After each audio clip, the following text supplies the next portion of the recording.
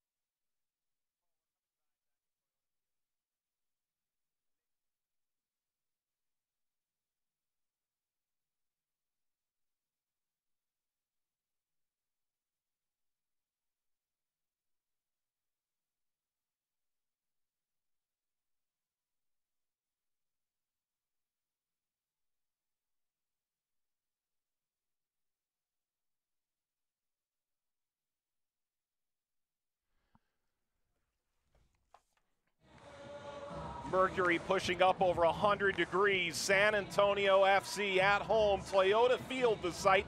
Fans still arriving.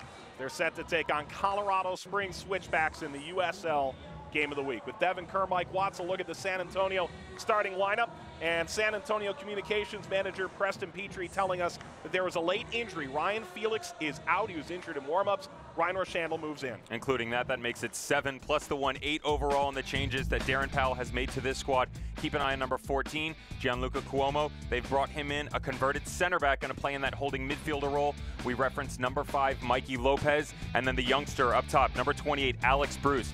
San Antonio not as explosive as last year, defensively has been much better. Transitioning to the other side of things, Colorado Springs. Steve Trichu going with a pretty stereotypical 4-3-3. The big boys in the back, that's normal call for them. Jordan Schweitzer, Vercoloni, Taesung. What are they going to be able to do to link between the back line and the 3 boys up top? Again, a lot of explosiveness, just no regularity. Colorado Springs making just 3 changes to their lineup.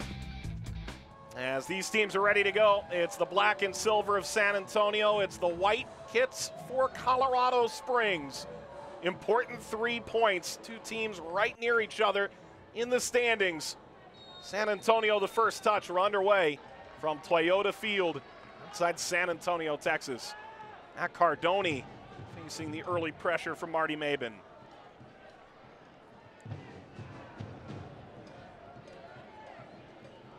Bouncing back, a little bit of trouble blossoming for Mikey Lopez, and this ball fired across. Still in play for San Antonio. There's the service. Has sent it in. Vercoloni goes to work. Shane Malcolm told us that he's gotten into good positions, but he's struggled to capitalize on them. This will deflect out.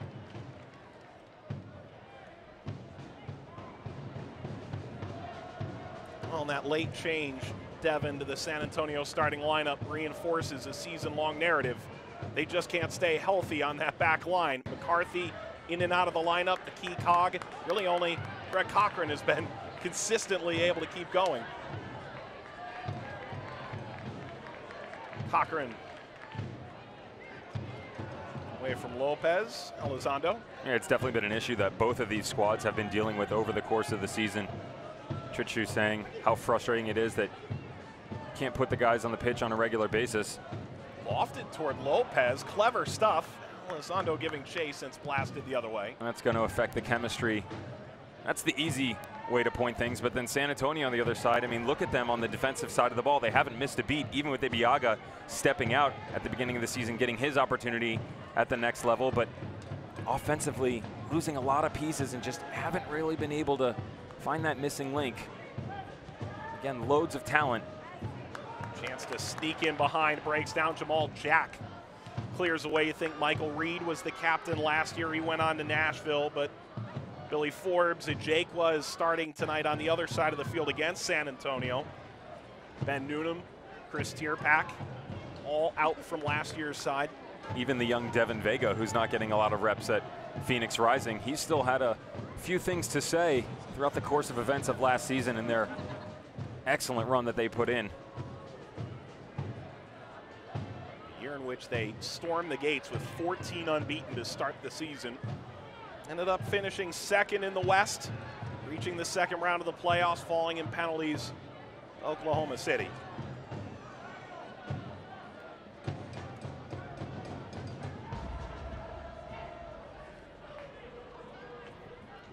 Taesung Kim.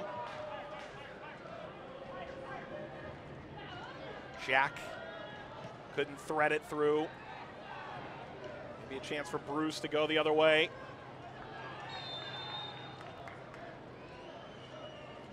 How about Alex Bruce, 19 years old, was with the U18 Development Academy champions with the Houston Texans, Tompkins High School kid.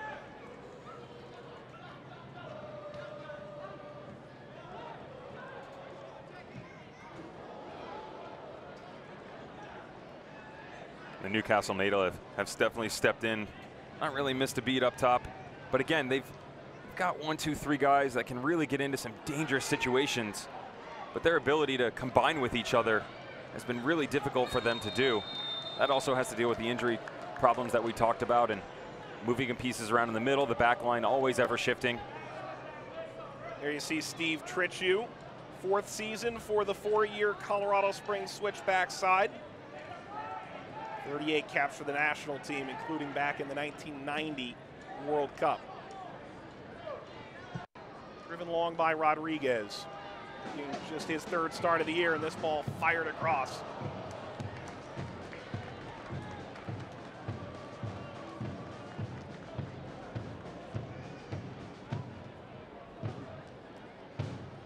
I like this kid, Kyle Murphy. It's been a good pickup for them.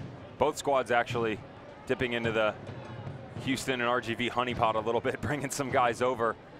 But they've made immediate impact. Kyle Murphy could not believe when you saw RGV roster at the beginning of the year that he was not on it. Not only that, that he hadn't been picked up by another squad. A Jaquwa serves it off of Cochran out for a corner.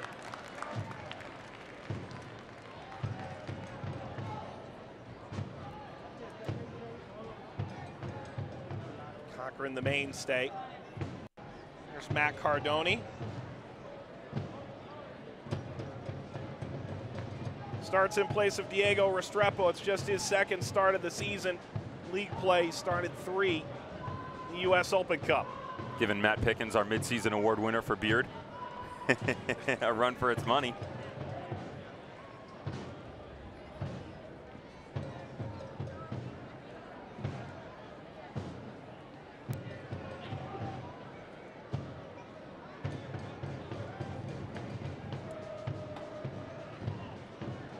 In play by Jaquwa.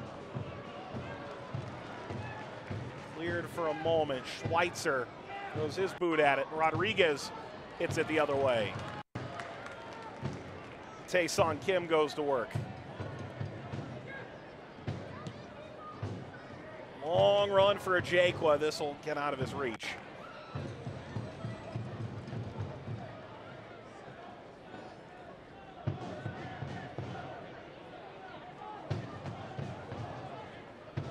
San Antonio man released latter stages of 2017.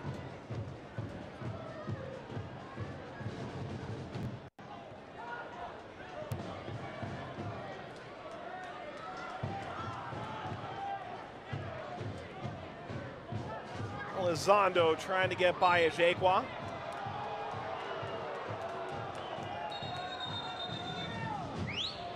A friendly little nudge over the shoulder as a Jaquwa went down to the ground.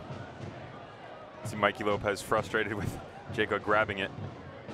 It's always a solid move by the forward going to ground, grabbing it. And that's my ball, no problem.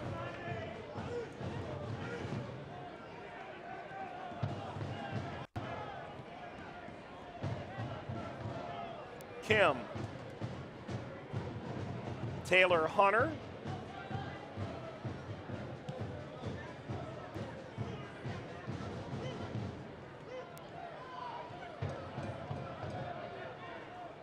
Hunter again. Driving over the back line. Off that of Felix. Better safe than sorry.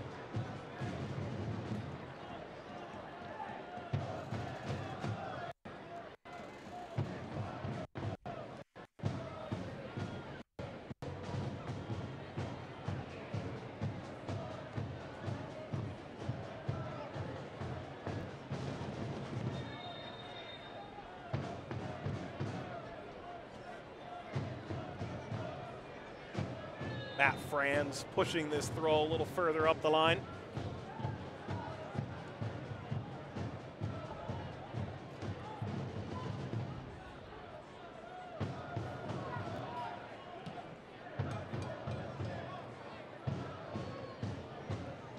Hunter has to retreat back. Mikey Lopez able to get a touch. And Lopez played through here. Lopez pulled down in the area. It's a clean play. France lets it play on. Alex Bruce combining well. And Lopez, perhaps unlucky, maybe more. And Colorado Springs the other way is offside. Devin, maybe some early shenanigans here. Taylor Hunter on one end, gets away with this tug, and you see Mikey Lopez. Hunter gets too casual in his distribution coming out of the back. Nothing there. Loses footing a little bit. Mikey Lopez tries to get back into the play, but then going the other direction, Marty Mabin held his run very high and very even with the back line. Surprising that our head referee, Matthew Franz, blew his whistle there. Looked like he was onside to me.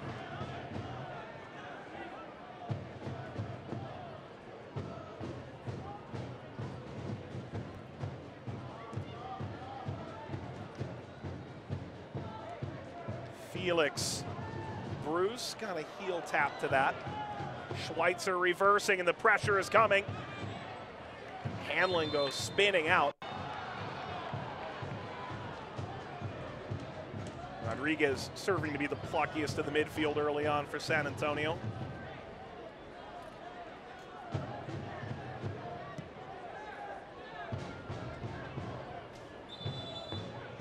And the flag up against Colorado Springs.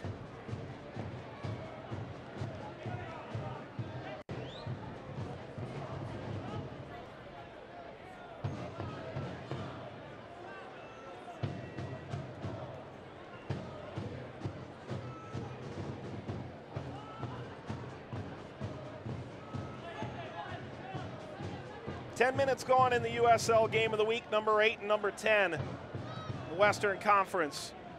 3 gargantuan points on the line. Just 3 points separate the two sides right now.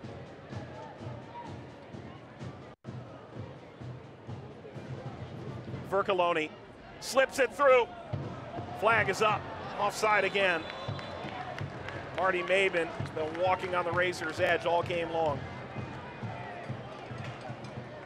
3 times opening 10 minutes. I'm sure their manager's going to have a few words for them from the sideline. Got to keep your head on a swivel in situations like that. Ajekwa on the bottom of the screen was definitely drifting too high as well. So if it didn't go up on Mabin and that ball comes into the diagonal direction down into the channel for AJ Ajekwa, he would have been blown off as well.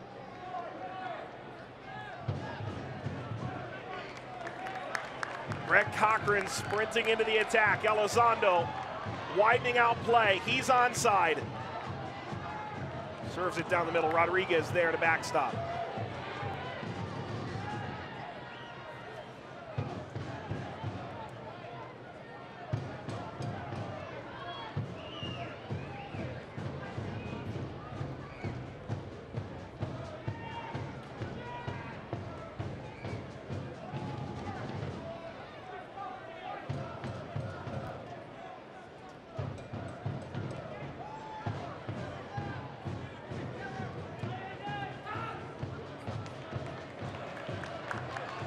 Cochran.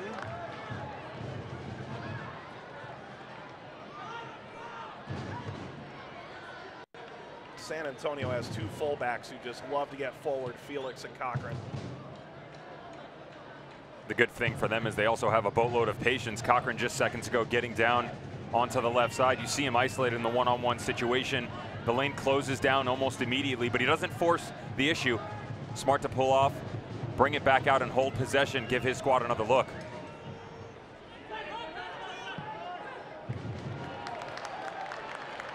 Lopez, great move. Lopez serving, header backwards is caught by Stuart Sayus.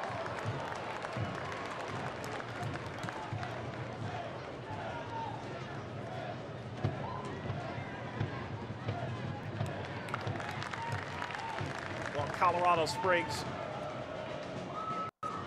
pretty direct so far.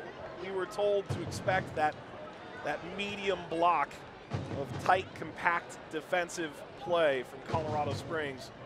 I mean, San Antonio's going to have to build like they've tried to so far tonight. It's always fun to hear when one manager comes out and says, I expect them to do this, and then the other one on the other side says, yeah, we're going to do that. Makes their job a little bit easier where they're already reading each other's brain, but it makes for a fun matchup because that game of chess becomes that much more difficult to win. Is off a Hunter and a Stuart Sayus. Elizondo, lower body injury early this year. Played at Saprissa, one of the biggest clubs in Costa Rica.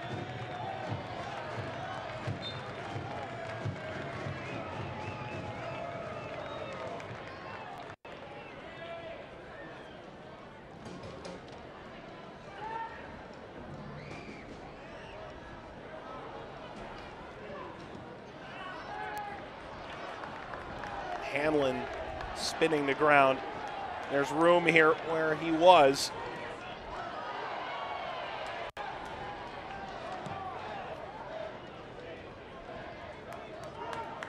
Rochambeau moved into the starting order due to the late scratch. Ryan Felix.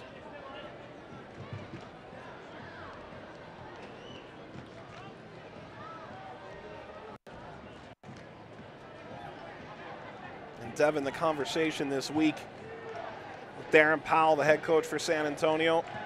Yeah, we have 4 games in hand, but points per game only means so much. They think that's a better way to represent their place in the standings. They sit 10th as a head-on-head collision between Lopez and Kim brings play to a halt.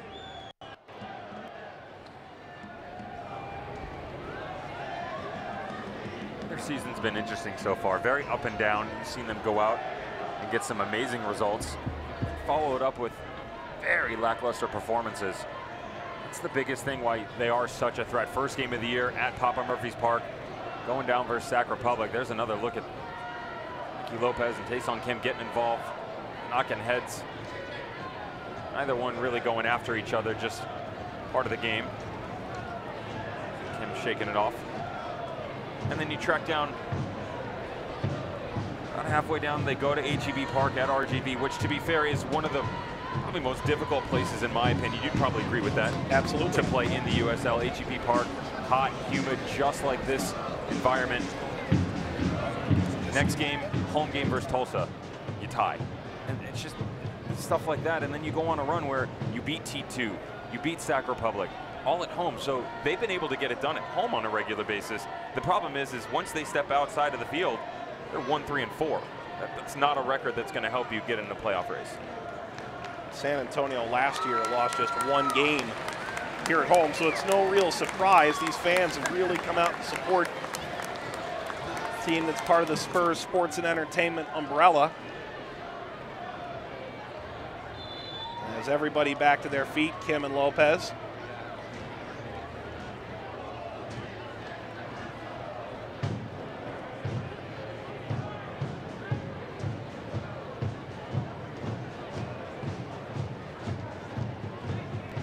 Make the similar argument for Colorado Springs though too. Track back and they can beat St. Louis at home 3-0. They go on the road, lose to Vegas. That's a difficult place. Cashman Field's so hard to walk in and play at. We were able to pick Steve Tritchu's brain about that a little bit. And then they go on the road, totally different team, take down T2 4-1. T2's been faltering down the stretch, but and another opportunity for them to just put points up on the board, and then they come out and show their glimpses of brilliance again and their ability to find 4. Done that 3 times this year, most recently versus Tulsa Roughnecks, coming out getting a 4-2 victory. Well, San Antonio appears to have sustained another flesh wound. Rochambeau came on due to that late injury in pregame warmups. He's talking to the coach, Darren Powell now. Cesar Elizondo is making his way off. Appeared he went down on his own. His way off with the athletic trainer. If he could just stay healthy. He's played in Champions League in this region. Really high-level player. Just seems to have one thing after the next happen to him.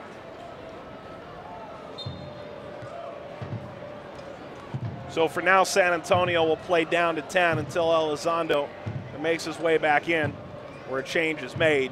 There's a player with a card making his way over. If you're Darren Powell, this is not how you wanted to make your first sub. Immediately you would say that he would go to Escalante, but unfortunately that hasn't been the case as of late. He's been quiet, but he's someone who early on in the season really showed some good movement up and down the pitch. Only has the 1 lone goal, but he, Sonny Guadarrama, Never Guzman can fight it out on the wings at times. Would love to see Escalante get back into things.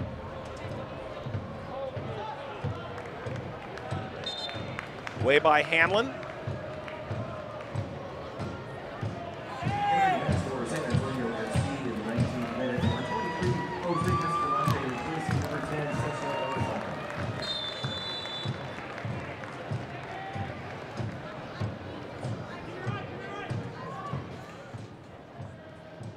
So a change made here for San Antonio. And the ball threaded through for Seus.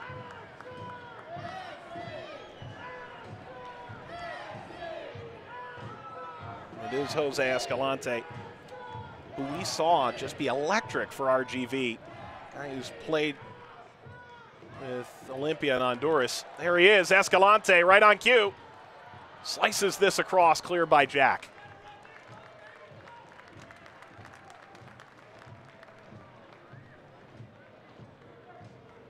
Almost immediately, Escalante getting involved in the act, and you see how dangerous he can be on that left side. Huge left foot, floats a great ball in, excellent on set pieces as well. So it's very unfortunate that just 15 minutes, 20 minutes into this game, Elizondo's going to go out. Escalante, definitely a decent replacement though. Ball poked away from Bruce, and a corner coming 20 minutes into the match for San Antonio.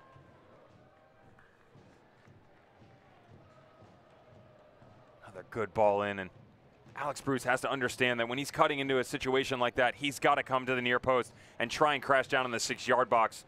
A ball like that, odds are it's going to be on the ground, fired hard. It's not going to be floated to the back post, so he's got to be smart. I know he's young, but he's better than that. Chance to serve for San Antonio in the 21st minute. Ball knotted down. Chance to turn for Cuomo. Now a left-footed drive from Escalante. Blocked, launched into open space.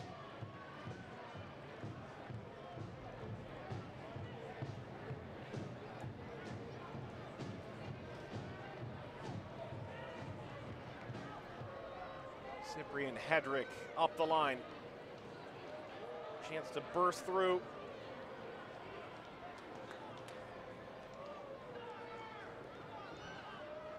Looks like Murphy got caught up high. It's good defending by Josh Suggs, but the two of them doing battle. See right to the byline, Josh Suggs pulls up a little bit and just catches an elbow coming off of Kyle Murphy. Right on his chin. And it's the third challenge we've seen in this first half where he's just trying to battle it out and win the ball, and unfortunately locking arms, bumping heads.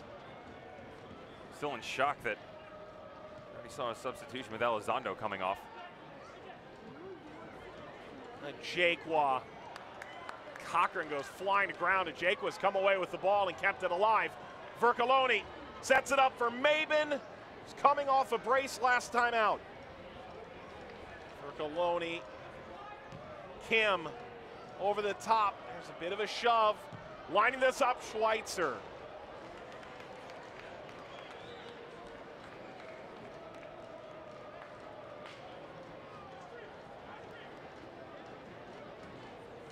How about the first ball in by Vercoloni? Finding Marty Mabin right at the top of the box. And again, you got to give credit to San Antonio FC closing down the passing lanes. We've said offensively, not what we saw from the 2017 season, but defensively, they have been excellent. That was a good look at it right there.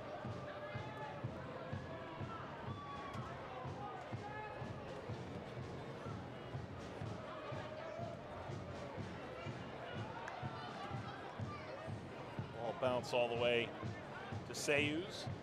Third consecutive start, his 15th of the year, former 2009 draft pick, Colorado Rapids.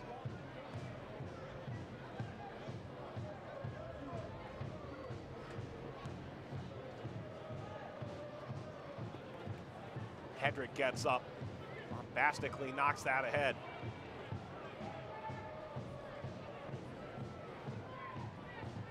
Vercoloni goes to work. First year in Colorado Springs, was their first signing, was a true MVP candidate. Chance to knock this down the middle, and the flag up. Colorado Springs continues to struggle to find the right side of the offside flag. This is ridiculous. 24 minutes in, the fourth time you could see him. Vercoloni letting him know what he thought about that.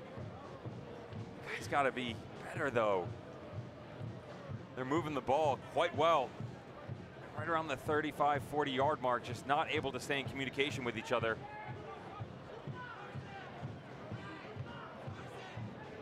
That has to be the most circumlocutionary way to describe being disappointed with a call, just the box. Kim goes down with Escalante, tangled up.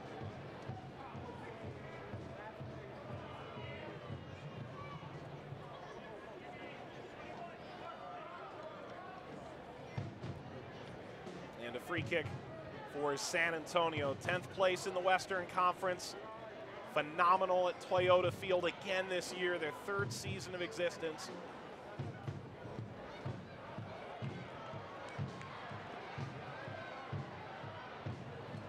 This will stretch too far.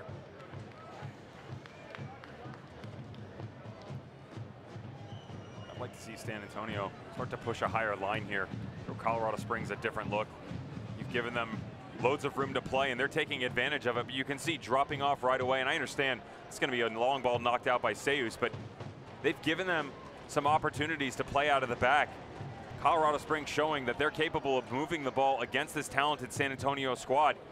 Apply a little bit more pressure. Make them work for it. Let the ball do the work instead of just standing around. It hasn't been the case. Some ball watching going on for the boys in black.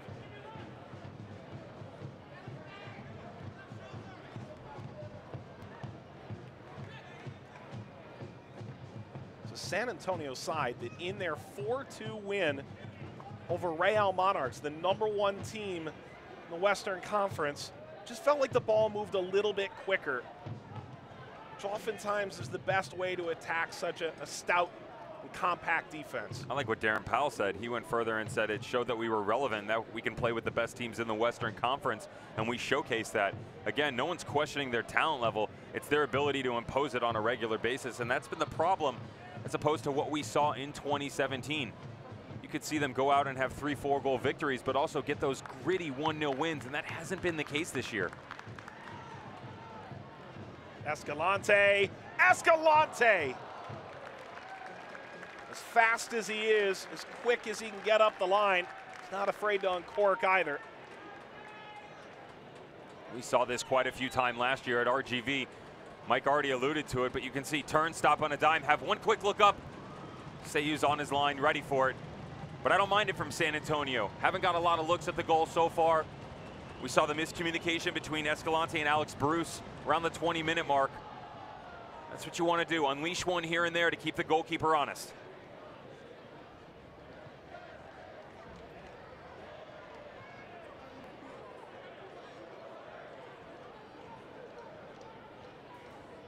Mabin trying to kickstart what's been a listless Colorado Springs offense to this point, which perhaps away to San Antonio is not where they want to be. Level terms. Easy catch for Cardoni, who's doing his best Ziggy the Mountain Goat look right now.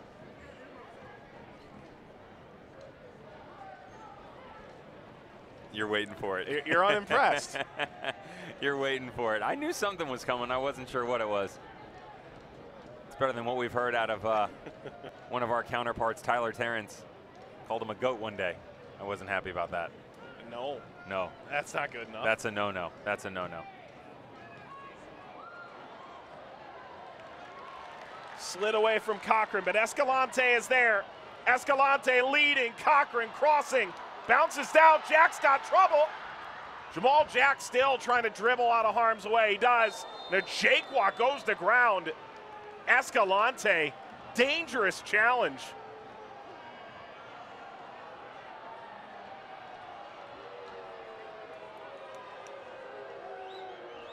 Escalante not necessarily happy with the yellow card, but he knew right away he was in trouble. Comes in too late here. Jamal Jack gets away with one right in the middle of the box. It's dangerous ball movement from San Antonio.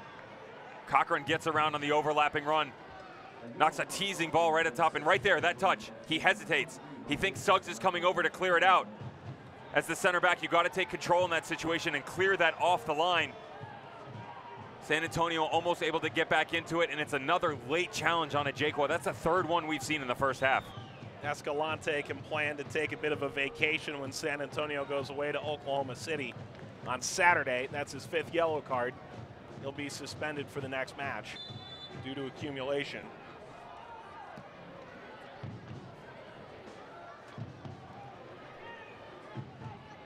Just add that to the list of woes that Darren Powell has had to deal with. And we talked about the injuries, guys floating in and out, the fluctuation of the lineup. We haven't mentioned suspension at all. Mikey Lopez, 2 red cards this year. Just mentioned Escalante is going to go out on suspension, and it's difficult as a player because Escalante steps in. You've really only challenged on the defensive side of the ball once or twice. Rodriguez, Bruce slipped through, knocked away by Hunter. And the ref immediately goes to his book to give you a yellow card. But when you come in that late and have that much intent in a tackle, you almost force the referee's hand. Unlike Darnell King, who just a tiny tug on Shane Malcolm. Start over recap. He's someone who hasn't really gotten involved in the act tonight. He's their leading assist maker. Darnell King, he likes to get around the outside. He's a converted player as well. Has played forward up top for Florida Atlantic University. Extremely dynamic.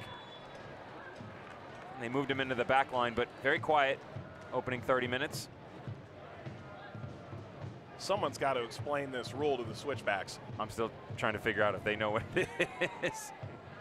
So the thing is, last defender, ball behind, can't stand there.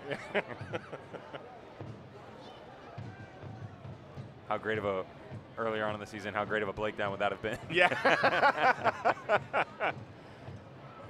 He just wrote a great piece from the pitch about moving on to Real Monarchs from Tampa Bay. That's worth your time if you're missing the breakdown. Just saw on ESPN Plus at halftime, the opening 8-10 weeks of the season.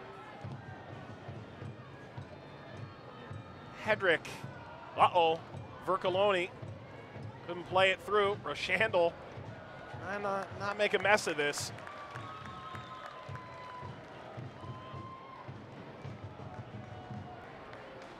Give Colorado Springs credit for all this talk of them sitting back. They can high press, and when they have, it's seemingly been pretty effective. Very impressive. They're playing that high line, and you can see San Antonio has been very spotty with their efforts coming out of the back. Ryan, just seconds ago, did a good job maintaining possession, but as the ball comes to the left back, Cochran, that's got to be knocked out. Instead, he goes back to Cardoni, who puts it out of play. Yeah, I'm with you guys. I don't get it either. Isn't it a dollar drink night? Dollar beer and soda night. This is the kind of night where you're interested in a hydration break. I'd be all about the sodas. By the way, Charlie Ward isn't starting today, but we felt it was important to talk about the big news in San Antonio from the last game. Great free kick goal, right? Insane. First pro goal for Charlie Ward. Who do you think is celebrating back home in England? His grandfather.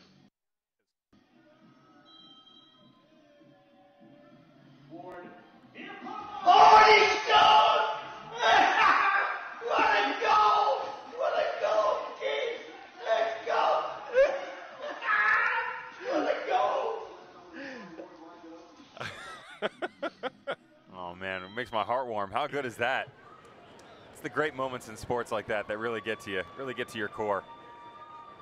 His first professional goal. And you and I were shocked he was available. Cannot believe it at all. Yeah, we saw what he did at RGV, became their Iron Man. He was the captain of that squad. They had a great season in 2016, that playoff run. And then last year, with his continued good run of form, he got the nod by Houston Dynamo. They brought him into a first-team contract. But from there, lost her in translation, not getting a lot of reps. There's her hydration break. An inaugural season ticket member, if you note the lanyard. Love it. And then since then, he got quiet. Houston released him, asked Darren Powell, I said, how did he come onto your radar? He said, we followed him for quite some time. We knew exactly what was available. And when we heard that he was coming onto the market, we had to have him. Ward from Redditch out of Aston Villa and Stokes Academy. And that free kick, remarkably, the first time he's ever found the back of the net. Well, we're scoreless after a hydration break. There's been an injury as well for San Antonio. Cesar Elizondo going out. Colorado Springs, bit haywire with the offside flag. San Antonio a bit off the mark when they do get into the final third to this juncture.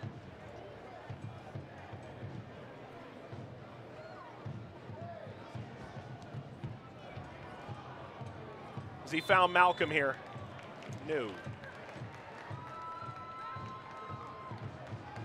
It's like a swear jar is necessary for this. No comment. What's interesting to me is, and I talked about it a second ago, but you take a look at the right side of the pitch for San Antonio and the left side for Colorado Springs. Very tentative between Josh Suggs and Darnell King because the two of them have to challenge each other. Chance to break down the line. Ball in front for Bruce. Is away. Darnell King sending that in. That's the first threatening run we've seen from Darnell, and you can see when the ball's playing out of the back, the two of them carry a boatload of speed, electric on both sides of the ball. You can see here Suggs just holding his spot. He knows better. He dives in. He's in trouble. He'll get the run in behind by Kyle Murphy. But either squad needs to show that look more often if they want to have success in the final third. Maxi Rodriguez lining this up. Just his 8th career start for San Antonio. The local kid out of Warren High School, San Antonio area. There's the service back post. This ball is loose and it's knocked aside. Seus just got away with a potential howler.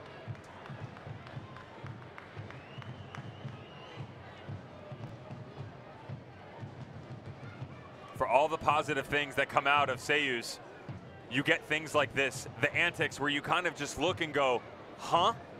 Stuart Seus has shown us before that he is a top-notch goalkeeper, but he's also shown us that he's quite questionable in between the pipes at times. Earlier on this season, 5th or 6th game, they played St. Louis. Ball gets knocked in behind. He gets lost in la-la land. Kyle Gregg chips him from about 35 yards out, all the way on the near touchline. That's where the rotation between Moise Puati and Stuart Seus started to happen, but Trichu telling us that number 12, Seus, is his guy. He's the number 1, but the race is a lot closer than people think.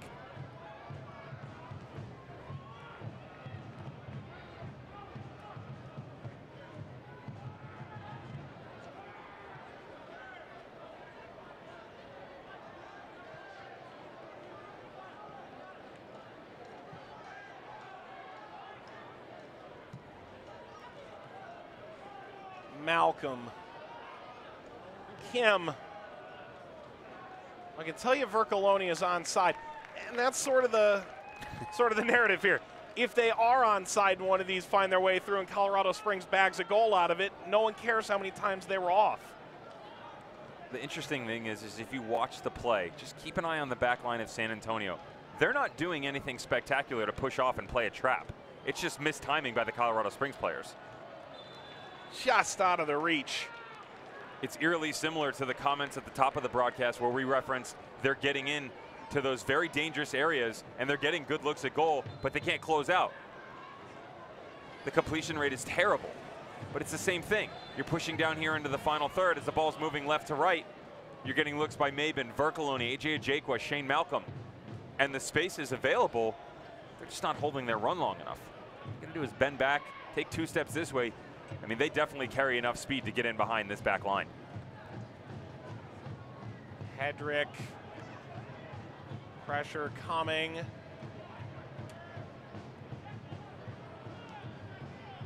Cuomo. I'm not sure that San Antonio has effectively avoided that pressure once, even if it hasn't resulted in the catastrophic mistake.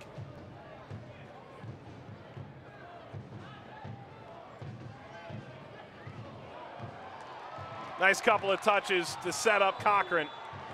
Ooh, that was close on the near touchline. It's a throw.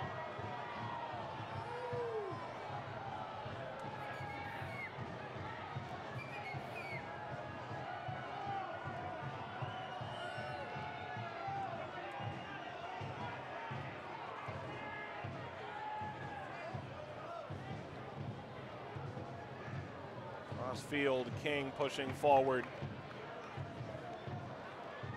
Tries the interchange. Rodriguez slides in. He's not the only one.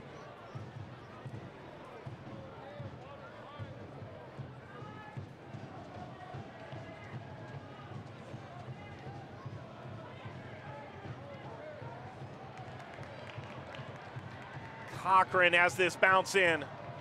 Drives across that deflects out for a corner.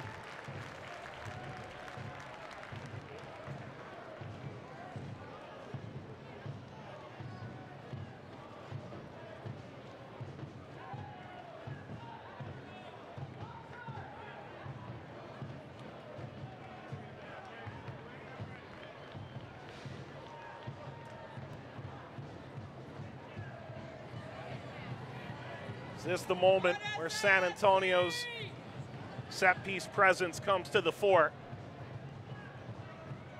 There's the service. Big leap. Ball goes by unimpeded.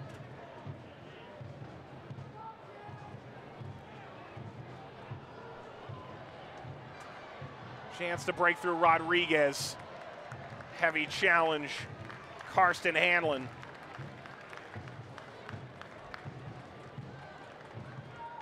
How good is this tackle by Hanlon? This is moments before that. Good ball to the back post. Darnell King gets up. Ball gets knocked out. Secondary chance coming back in. Hanlon makes his way back to the byline. Good tackle.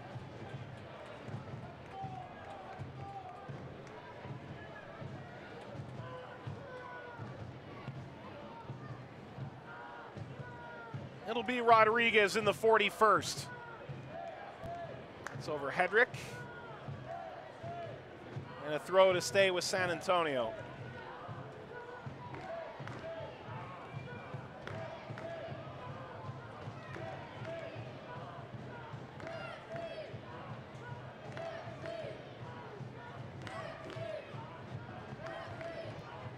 Suggs. Jaquan camping under it. King couldn't strip it. Lopez lets it by. Him outdueled. Escalante. Jose Escalante. He'll deflect off a Hunter.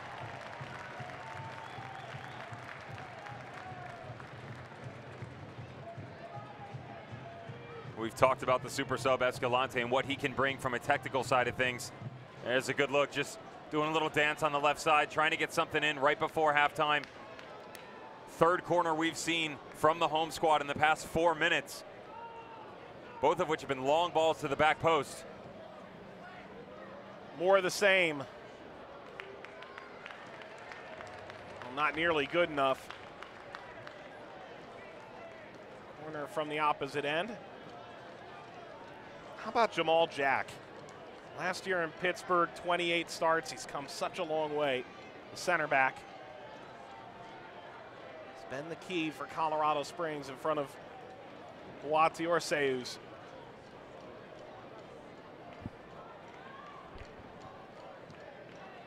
Service over Hedrick. Escalante. He's going to want that one back. This is a good opportunity for Escalante. You can see he's frustrated with himself. Again, another kick that coming off the set piece gets floated right around the center of the box, back post.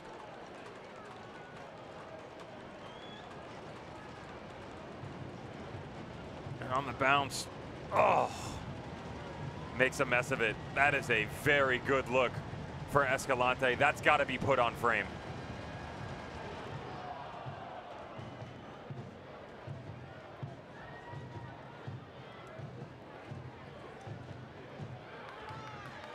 Escalante, can he keep this in? Escalante has put on a little bit of a show. He's coming off the bench. That's the remarkable thing. He hasn't seen the field much lately. He's down now.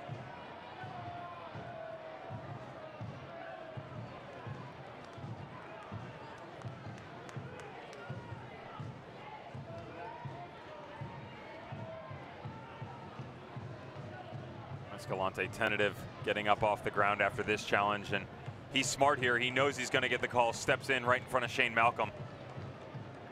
Sometimes you got to do that as a player, throw your body in harm's way to win a foul for your squad, go the other direction.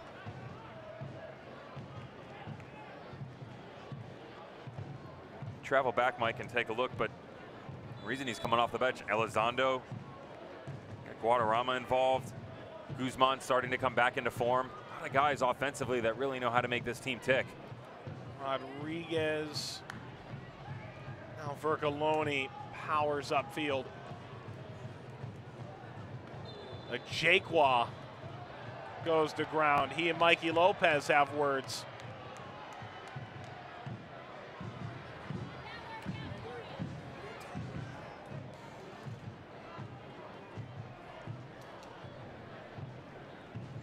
And Jake was not happy because this is the 5th or 6th time here in the first half that he's gotten someone come in stepping late into the challenge. Anybody's going to get frustrated in a situation like that, even more so when you're on the right side rotating back over to the left. Same thing happens. Ball bounced toward a Jaquan. San Antonio streams the other way. Escalante the target. Comes to Hanlon. 5 minutes added time. There were injuries in this opening half. Also a hydration break. Coming up at halftime, we'll show you halftime highlights and stats, tell you a bit about USL's new expansion side, Loudoun United. Some news and notes from around the league. Some news for Colorado Springs' long-term goal of a stadium in downtown Colorado Springs. Some big news there. All coming up at the halftime intermission.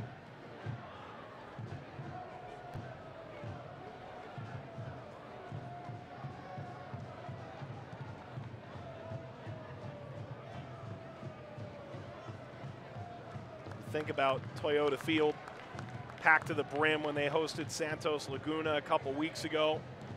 Power from League MX. Big collision from behind. Bruce goes flying to ground. He and Jamal Jack.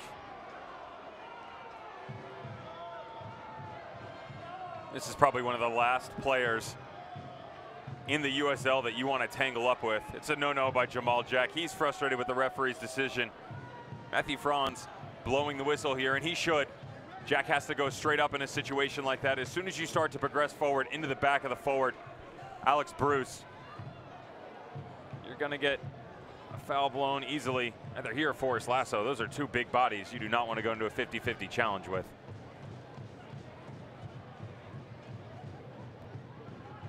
Darnell King will go to work for San Antonio in midway point of opening half stoppage time.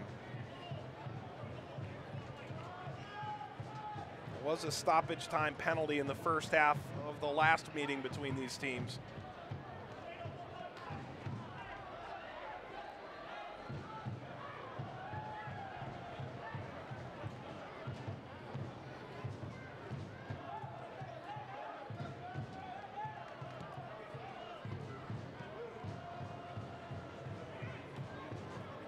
Malcolm, a Jaquan.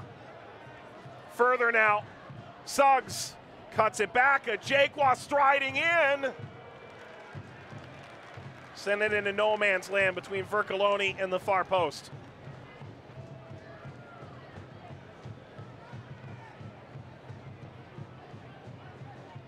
Outside of the 3-4 opportunities early on, haven't seen much from them getting in to the final third.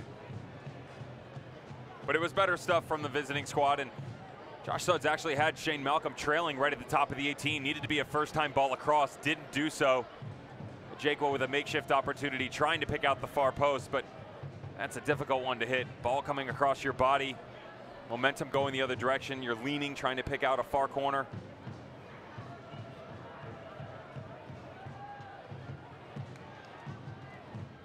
Slide from Vercoloni, he commits a foul.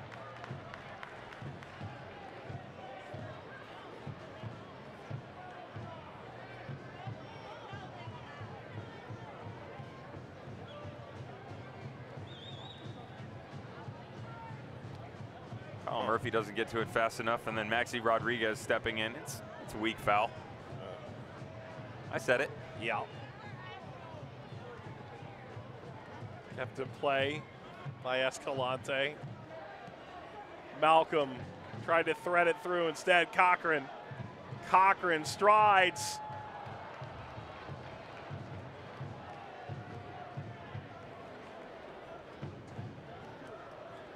It's been par for the first half. Yeah, that's about right. You'd like to say close but no cigar, but no one's even entered the shop to make a purchase on anything. Too far. And look, on the other side, this is the third best defense in the Western Conference, Colorado Springs. 20 goals allowed. San Antonio's only allowed 22.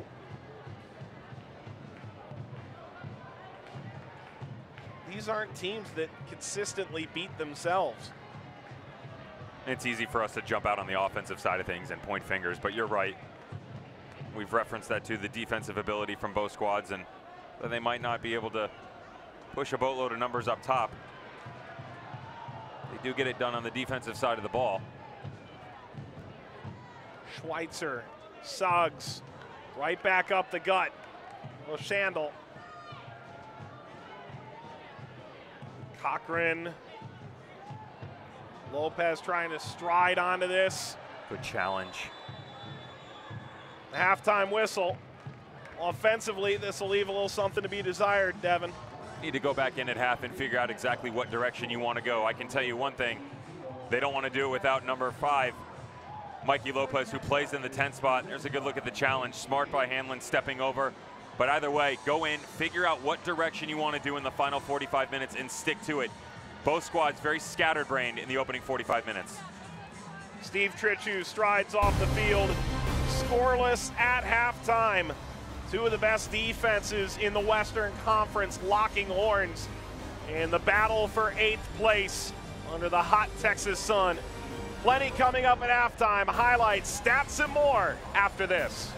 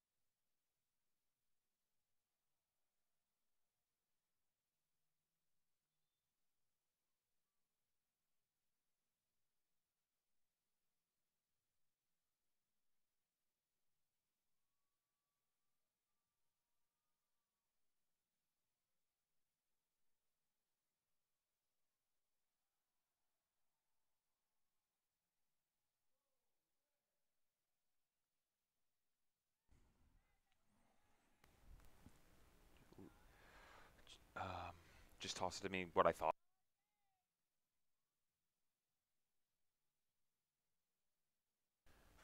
Now this is my idea of a good time. This is actually a pretty accurate representation of the opening half.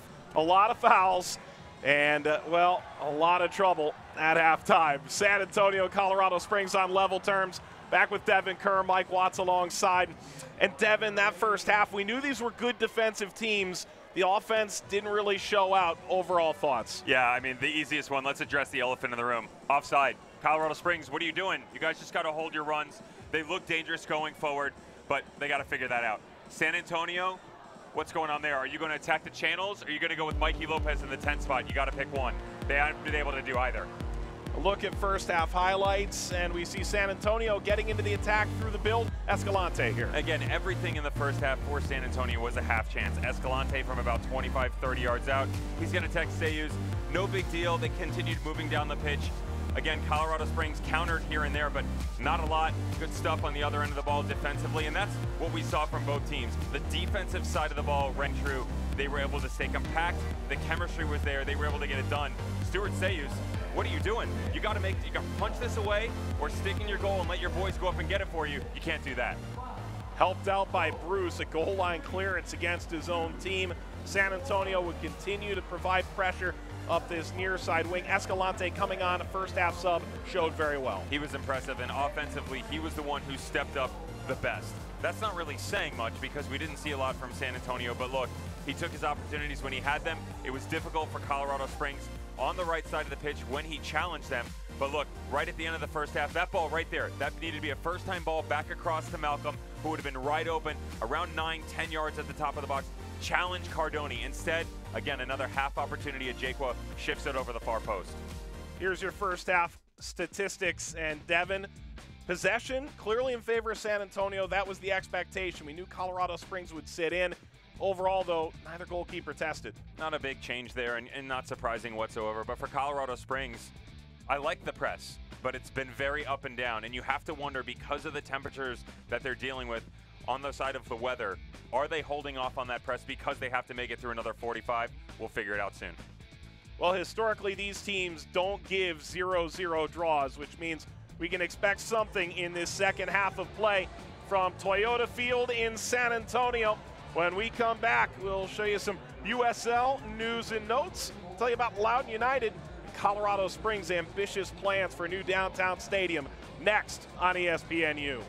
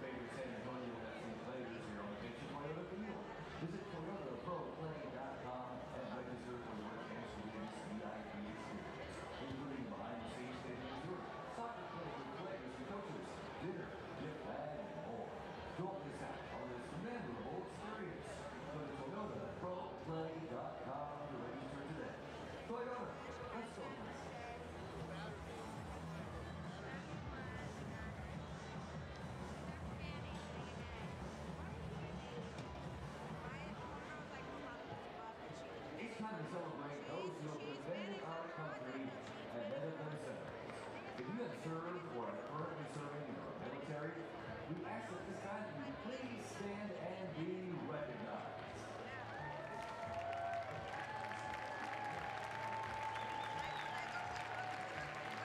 Moon rising over Toyota Field in the Alamo City and the Lone Star State. San Antonio and Colorado Springs scoreless, number 10 and number 8 teams in the USL's Western Conference. Back with Devin Kerr, Mike Watts. Here's some big USL news and notes. The table's certainly tightening around playoff positions. Emmanuel Ledesma, who we saw last week with FC Cincinnati, an incredible run, the true assist man. And how about Kuzminski coming up big? He was absolutely outstanding in the game versus the Riverhounds, and you see the late goal that they're able to get, stop the penalty kick as well, and that was the biggest thing here. They handed him only the second loss of the year for Bob Lilly and the Riverhounds, and that's crazy. The Charleston Battery have worked their way back up, sitting at number 2 in the Eastern Conference. And Mike Anhauser's Charleston Battery will be taking on the Tampa Bay Rowdies on the 8th of August on ESPN Linear TV, so you won't want to miss that from Al Lang Stadium. Meanwhile, Loudoun United is set to join the USL in 2019. It was announced just before our game last week on ESPN2. It's going to be the second pro team from the state of Virginia. Loudoun joining the Richmond Kickers, a new 5,000-seat stadium to come with it. And Devin, it just continues to grow and grow, this league. That's the biggest thing here, is it's growing at every single level for the USL.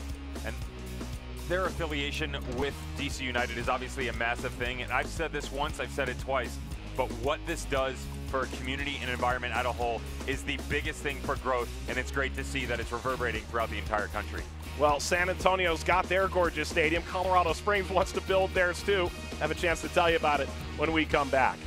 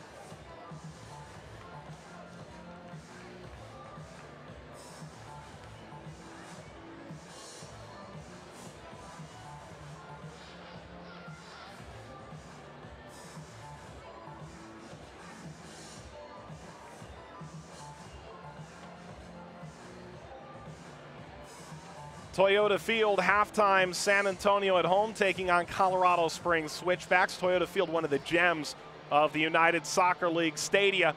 And while Colorado Springs hope they'll have one of their own soon enough, it was announced today that the Colorado Sports and Events Complex, part of the 4th City for Champions project, is moving forward. The plan, a 10,000-seat downtown outdoor stadium and event center, will be home to Colorado College Ice Hockey, a $60 million project between Widener Apartment Homes, Colorado College, and the Switchbacks. And Devin, you think about this Colorado Switchbacks team, this Colorado Springs group, has these great big ambitions, and it's a group that Steve Tritchu has piloted to largely success.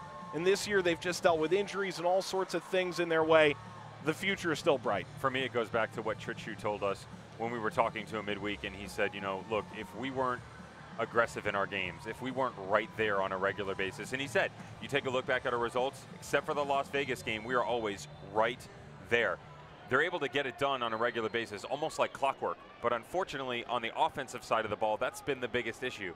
You know, again, defensively, you see Jamal Jack, Josh Suggs, Taylor Hunter, and their makeshift right back Harshan Hanlon, who's they've recently signed and brought in from the midfielding position. But through all of the detriments that they've had to deal with, all of the variables, there's still so much positivity surrounding the organization. And that's awesome, especially when you get the look at the renderings of the stadium that they just showed us. On to the second half, one of 3 games in the USL tonight. This ball lofted across. May hang in play, it won't. Ottawa Fury eliminated from the Canadian Championships by Toronto FC this evening.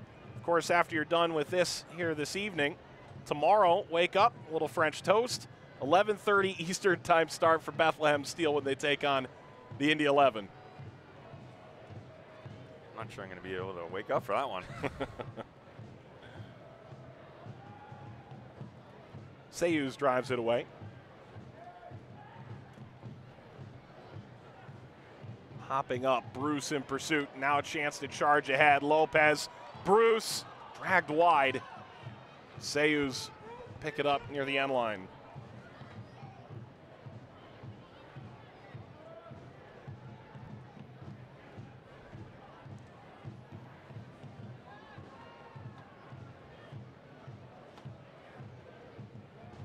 Well, the tough thing about that first half isn't necessarily that it finished scoreless. It's knowing that both these teams are coming off games in which they scored 4 goals.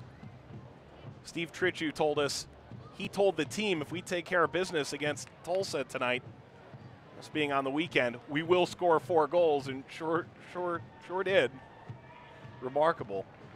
It's out of the reach of Escalante. You and I were chatting off air before the broadcast and talked about the number 4 and how it just was at the forefront of everybody's minds in every single metric we looked at it in. Both teams coming off a 4-goal game. Colorado Springs, they've netted 4 in the back of the net 3 times. They were going for number 4. But something interesting too that we haven't talked about is going on the road. Colorado Springs only 2 wins, both times scoring 4 goals. Look at that. Look at that.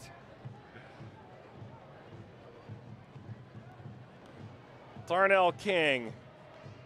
Bit of an attacking savant from that right side, a phenomenal scorer in his college career, FAU. Leading ball, Malcolm, second time around, did better with it.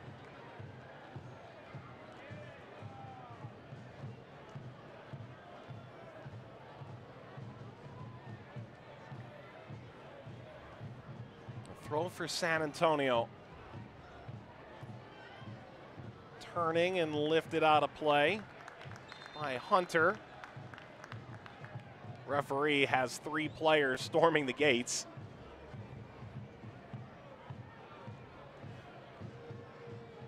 That Franz ended up getting it right. Eventually. Taylor Hunter going one-on-one with Alex Bruce. The initial turn is nice, but he's got to release it almost immediately. Taylor Hunter, too good of a defender to let an opportunity like that get by him. Does a good job tracking back and forces the deflection to go to the goal kick, but it's quiet. We need more energy out of the middle of the field for Colorado Springs.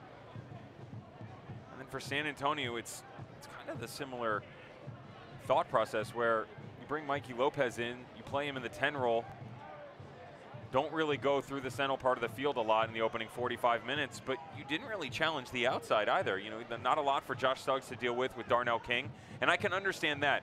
Both teams pulling back with their outside defenders because they know how dangerous they are. Then go the other direction. Anytime Colorado Springs tried to challenge the right side, we know how that ended. Flag up, whistle blown. And then for San Antonio FC, it was basically the Escalante show in one-on-one situations, having a strike from 20, 25 yards out. Speaking of, leading ball up the left-hand side, there's the service. Slid away. Murphy was in pursuit.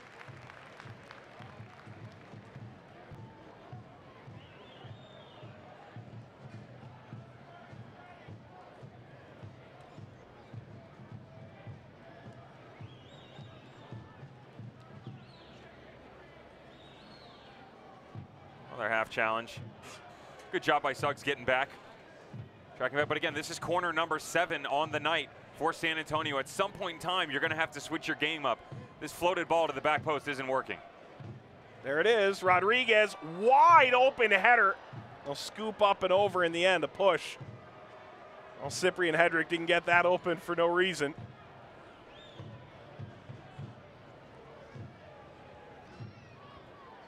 Jordan Schweitzer getting in with Darnell King, and you can see King holding up, setting a nice pick for Hedrick. Sehus knew it right away. Colorado Springs has been very polite, letting the referee know where he needs to blow the whistle and at what point in time. It's very kind of them. Way too often we see players simply parrot the party line. Colorado Springs plays it right down the line. This will find Cardoni.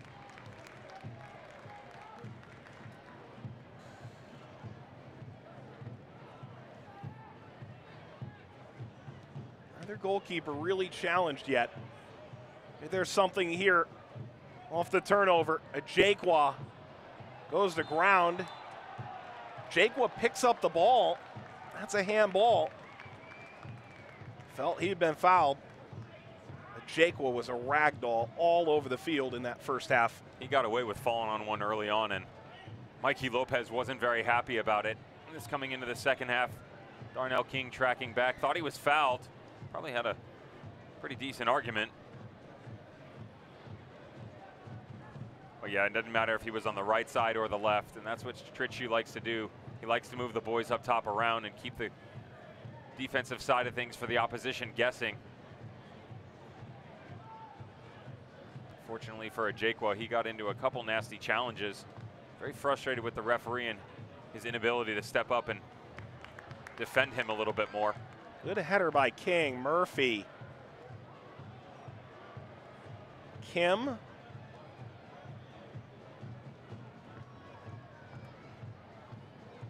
Ball launched long as it found its way through. Expert precision from Cochran. Lifted away from Malcolm. Mabin. Malcolm. And Rochandel is there to get the last touch.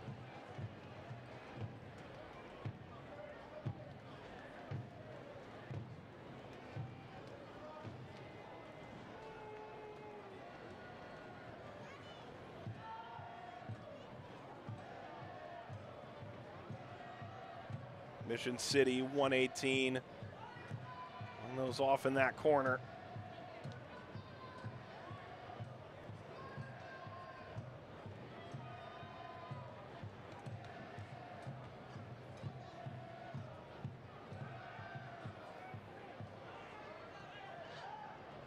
Jack goes to ground. He wasn't the only one. Hunter did too. Surprised our referee didn't blow the whistle on Taylor Hunter here, climbing over the back of the San Antonio player. See, Edric wasn't happy as well right here. Blows it on one end of the field, doesn't blow it on the other end. Got to go both ways here, buddy. Hedrick was actually pushing his hands down, looking at the referee after that.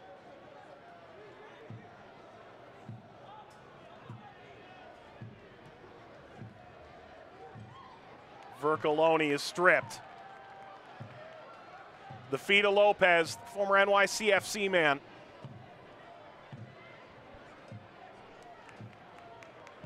King swerves it in. The header is in. San Antonio has the lead. Kyle Murphy's first for the club.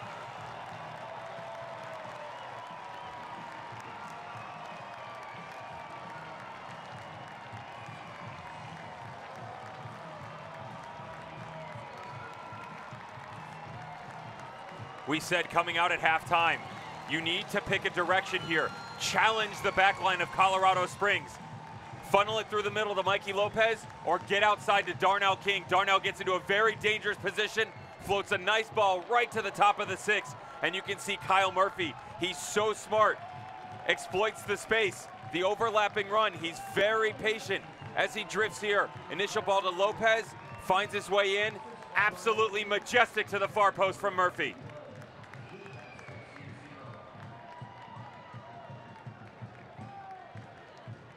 And boom goes the dynamite. Murphy, 55th minute. It's his first. He signed on May 10th, former leading scorer for RGV. A simple celebration after a goal that could just be massive, Devin. Both these coaches alluded to the long term. These 3 points could mean a lot more in a month or two, especially how tight these two are in the standings. Schweitzer, how soon can Colorado Springs respond? There's the service for Jaquan. Malcolm watches this skitter by Escalante.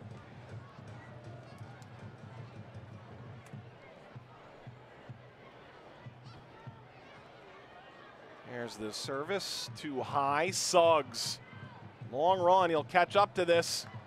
King, able to keep that in on the end line.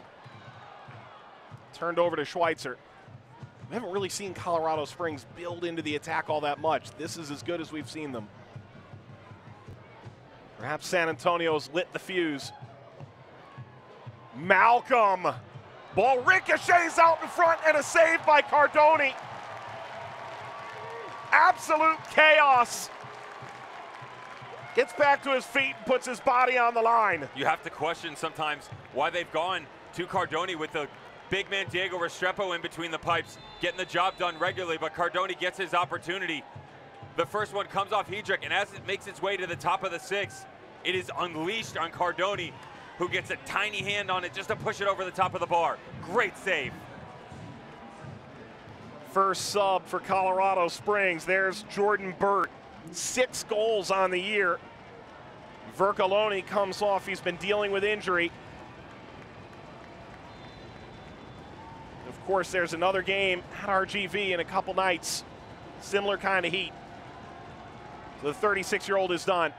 There's the service, and it ricochets out. Bruce at the near post. Darnell King, the assist for San Antonio. Darren Powell's side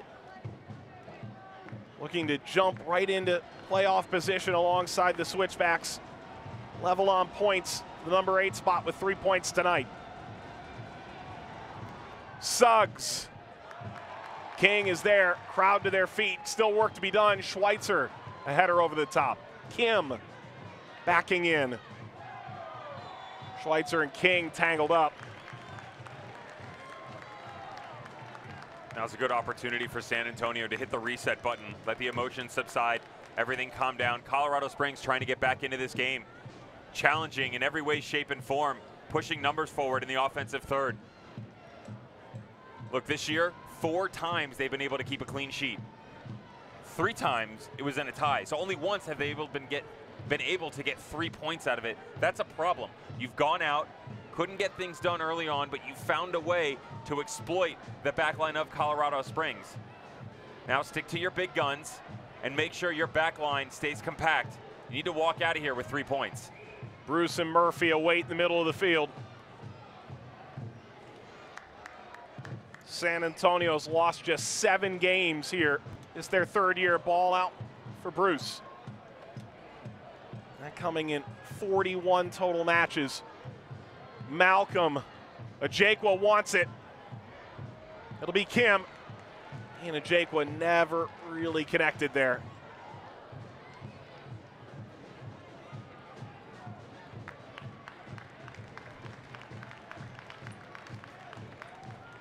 Tae-Sung Kim definitely confused as to which direction this play was going to head. You saw him try and float around the holding midfielders of San Antonio, but that wasn't going to happen. And Jake was streaking on the left side. That ball should have been sprayed out. That was a good opportunity for Colorado Springs. Better energy from the traveling squad, though, in the second half.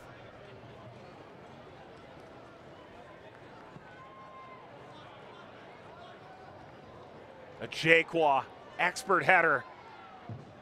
Well done on the back heel by Burt. A Jaquaw crossing. Totally renewed energy from Colorado Springs since going down a goal 5 minutes ago.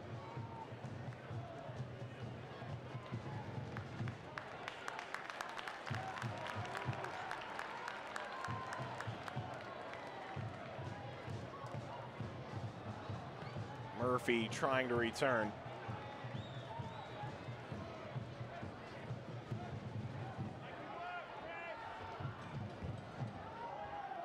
All over the top from Aben. He was offside. How'd you figure that one out? Yeah. Guy who played with Carrick Rangers in Ireland, but before that, 2 years with Colorado Springs. Became a real fan favorite, Marty Mabin.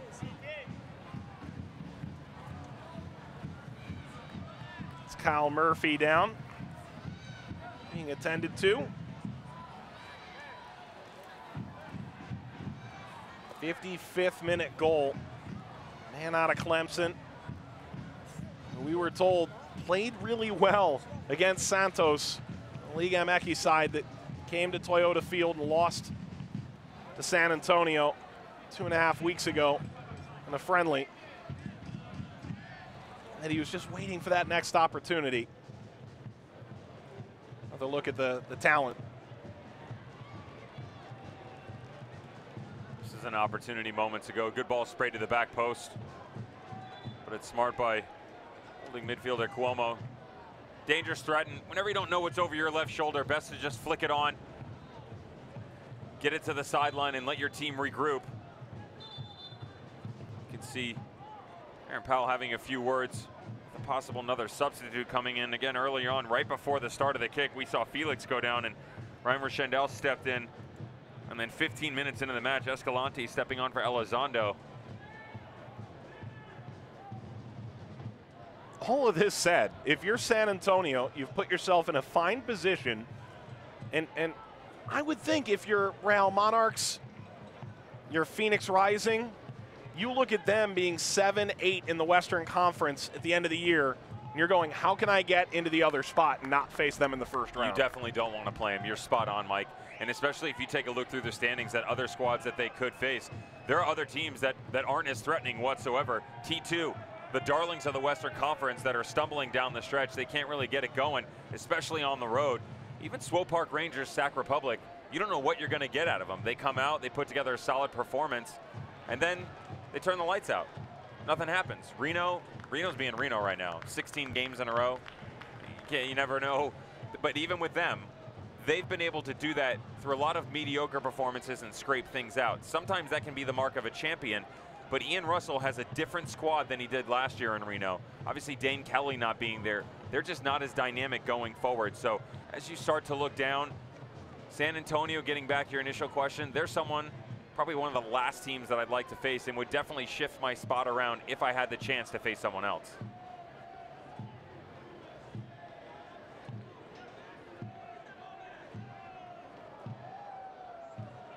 Jaquaw showing off again. Suggs.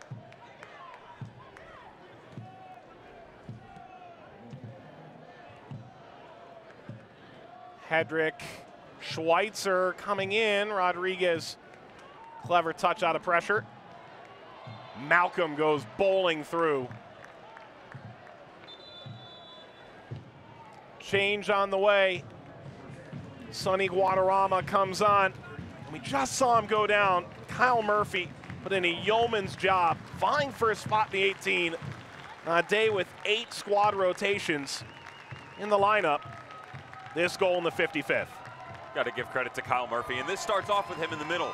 He gets the initial ball, gets laid back to Mikey Lopez, who sprays it outside to Darnell King. Very patient overlapping run by the outside back. Murphy very smart, just recognizes his ability to exploit the space that has been made available to him in those interchanging runs, and he's able to finish it off. You have to give quality to Kyle Murphy on the shift that he had tonight.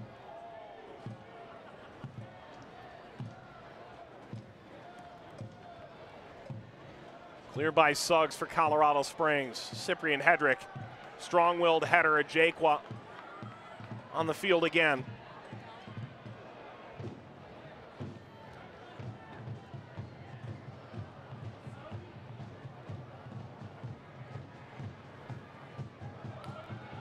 Another collision.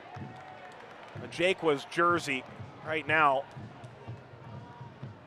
Well, he'll need bleach at the end of the night if he plans on using it again. Keep an eye on him too, because he's extremely frustrated with the referee right now, and we've seen him in games past. He loses it. His mind starts to drift another direction. We've seen him thrown out of games before for situations very similar to this. That got up and hit King on the hand. Ajekwa this year, 3 yellow cards to his credit, but hasn't been thrown out of a game this season.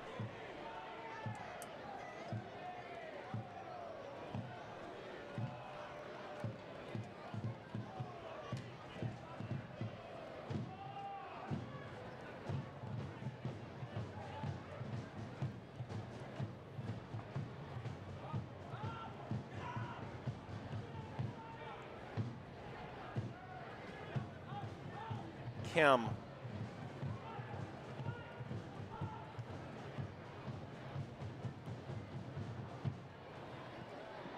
Burt wants it played out in front of him. Malcolm will collect.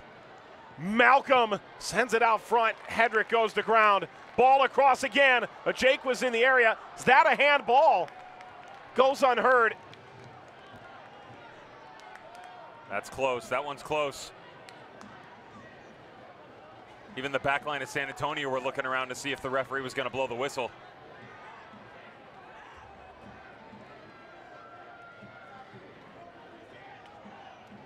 Mabin, clever stuff. Pinged right back around.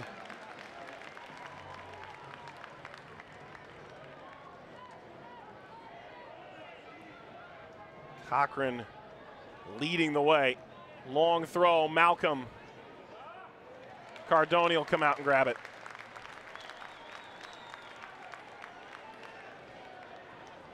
Good stuff from Colorado Springs. Now they need to continue this push that you're seeing. Marty Mabin playing a good ball across. It's smart by Cochran on the trailing run on the backside. He needs to keep his eye over his shoulder, though. A little flat in his efforts. A lot of space available in front of him for one of this Colorado Springs players to crash.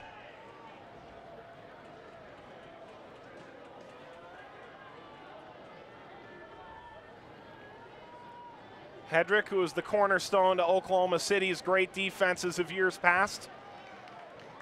King. Lopez. Lopez driving ahead. Guadarrama sends it across too high for Bruce.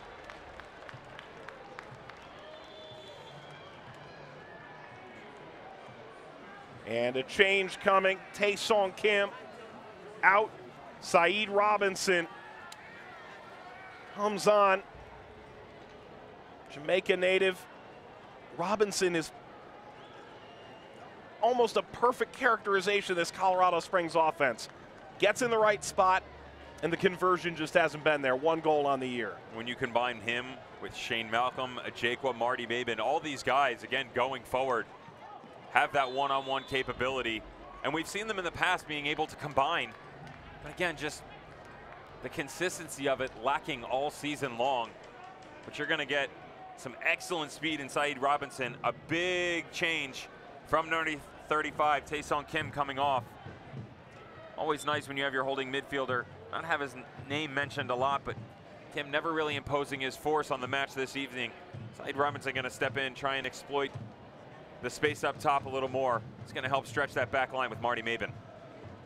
And certainly 2 entirely different styles of player, no doubt about that. He definitely has the speed to stretch that. That back line. And what's interesting, Mike, is when you took a look at the opening 20 minutes, now you and I have joked about Colorado Springs being blown offside multiple times, but you look at the opening 20 minutes, at least the opportunities were there. Now, it was the fault of the player, and I say player because it was almost every single player on the 11 for Colorado Springs, but they weren't paying good enough attention. Robinson took it away, and Sayus drives toward the halfway line. But you could see defensively, it wasn't San Antonio doing anything super clever, playing a trap of any sort or pushing a high line. They were just in the wrong place at the wrong time, and they weren't keeping their head looking left and right. Those long balls into the channels were working, though, so where has that gone? Hopefully, with the addition of Saeed Robinson and his explosiveness and that high speed we talked about, that'll give them that look once again. This result will move San Antonio level with Colorado Springs in the standings, with 4 games in hand on many teams above them. Looking for their 6th victory at Toyota Field this year, where historically they've been dominant.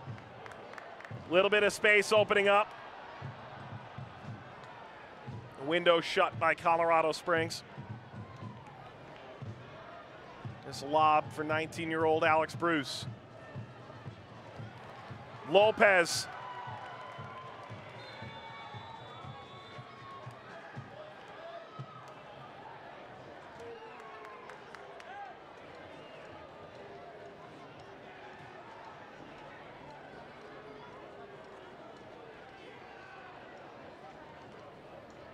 You know what Mikey Lopez hasn't been able to give you on the offensive side of things tonight.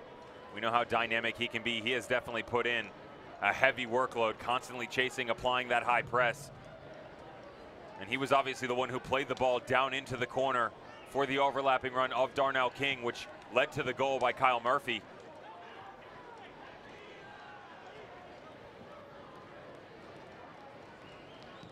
Jaquan. Malcolm.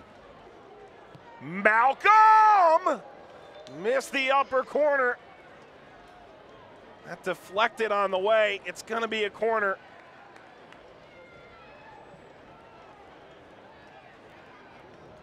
A lot of the chances from Colorado Springs coming right at the top of the box. Nice turn by Malcolm. Tries to pick out this far corner. He's going to take a deflection off Cuomo and head out for another set piece opportunity from the corner flag. Only the 3rd of the night for Colorado Springs. San Antonio on the delivering end of quite a few more, but this is a good opportunity for big Jamal Jack to get involved on the play. There's the service toward Hunter. Vicious punch. Schweitzer goes down just outside the area. Robinson lobs another ball. And the flag is up for offside. Jordan Burt just couldn't find himself far enough back.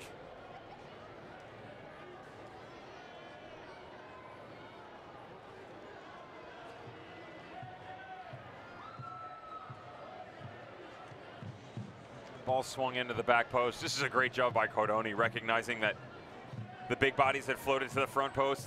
That enables him the opportunity to step up into that space and challenge the cross coming in. Smart job just to punch it out, let his team get back, get behind the ball. 5 starts last year for Cardoni, and then the story of Diego Restrepo overtook the San Antonio season. The 3rd string goalkeeper done good.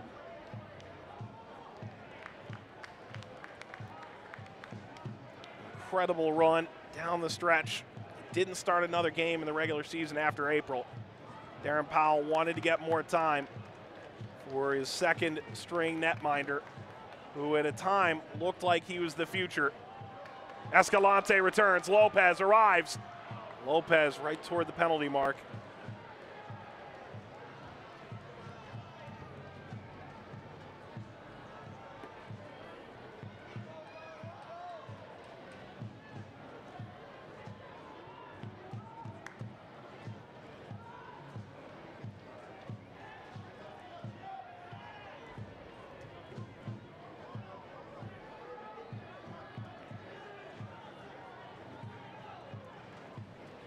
Burt closed down on all fronts.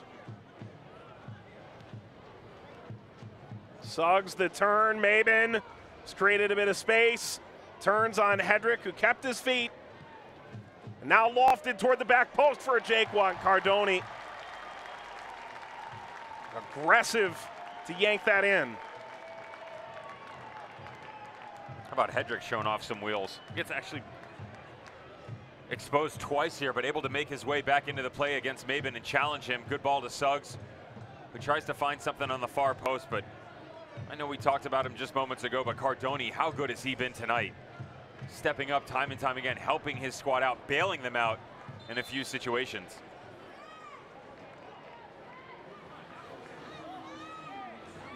Mike Seth, 57 appearances for the Switchbacks, 12 goals. Back in the 2015-2016 season. Went to Phoenix last year. Popped out in San Antonio toward the end of last season. Replaces Bruce up front. Darren Powell trying to solidify things for the final 15 minutes. Mike Seth gonna bring on some fresh legs, run around up top, but he's obviously been a good shot for San Antonio in the past, playing in the right back, left back positions. They'll move him around in the middle as well, but very offensively talented too.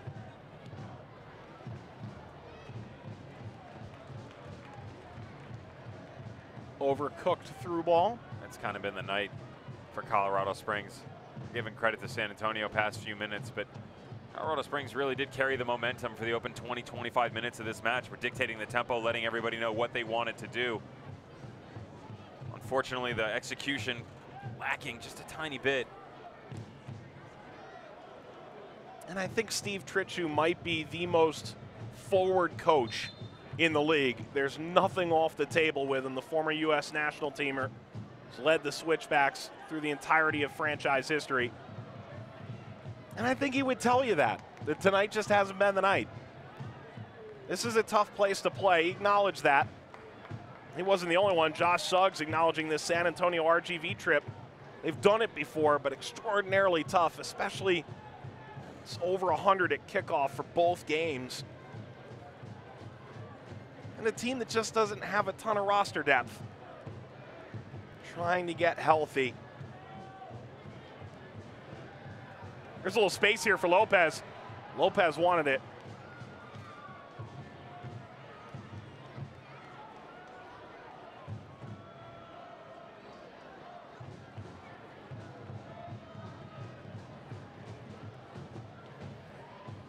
Malcolm. Little touch. Kept that from reaching that front line. He's unlucky. He had Maben. Yep. Stepping in behind. It was a good run, but you know, Mike, you're right, and they don't travel a lot. They only travel 16. That's difficult when you look to your bench for reinforcements, only able to point at 5, which might as well call it 4 because you have to have the traveling goalkeeper. Malcolm sizing up. Malcolm, what a move. Goes down. And he goes down way too lightly. Matt Franz pointing the other direction. If Shane Malcolm goes down here on the first one, so he challenges, Cochran gets in behind him right here. If he goes down there, that might be pointed to the spot. But he pulls himself back up and then goes to ground. I'm not saying that's a penalty kick whatsoever, but he had a better chance on the first lunge than the second one. Well, and that's sort of the catch-22 of this, right? Everyone says they hate diving in the game, but if you get back up and continue through the play, that may cost you a chance to tie the game with the easiest kick possible. He does overextend himself here, trying to pull up that big frame. You get into those long strides, and you're being challenged by the likes of Greg Cochran on the left side, and Rochandale sliding over. Edric there, Darnell King on the backside. Anytime you're going up against any of the defenders whatsoever, it's difficult, but isolated the one-on-one situation, cuts inside, body gets the best of him, and a nice nudge too from Cochran. I'm not telling him to dive, but I would say that I might have gone to ground there.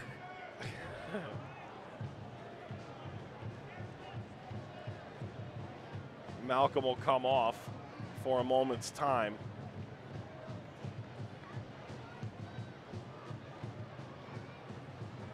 Seems Steve Tritchu and his side feel a bit hard done. Into the 80th minute now. Colorado Springs started the night in 8th. San Antonio started in 10th. 3 points away.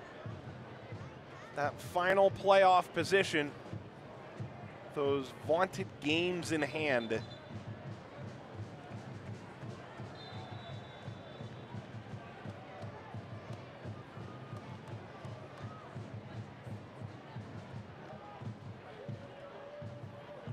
Murphy in the 55th, the difference maker. San Antonio at home.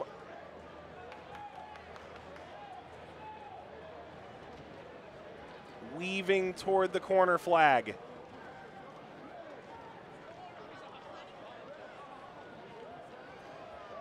Cochran, there he goes. Past Guadarrama, striding in, a shot. Falls, Sayus, follow-up, Seth. Sayus grabs it. Rodriguez, a blast from distance. Knuckled in on Sayus. Is there room to counter now for Colorado Springs? Cardoni makes sure that isn't the case. This could have been the dagger. Cochran, nice overlapping run. Plays the flat one for Guadarrama, who's not on the same page. And it just gets teed up at the top of the box. And then number 12, Mike Seth, has the opportunity to close this out. Maxi Rodriguez unleashed from right outside the 18. Sayus gets lucky here, bobbles it a bit. That's definitely the one that got away. Hope that doesn't come back to haunt him.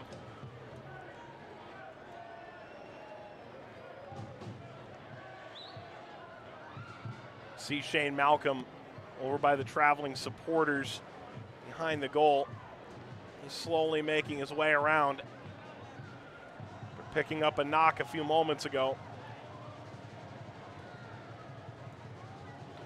Rodriguez headed down, Guadarrama. Amawako has come on. Shove from behind, there's the foul. Schweitzer was looking for a handball against San Antonio. It wouldn't be the case.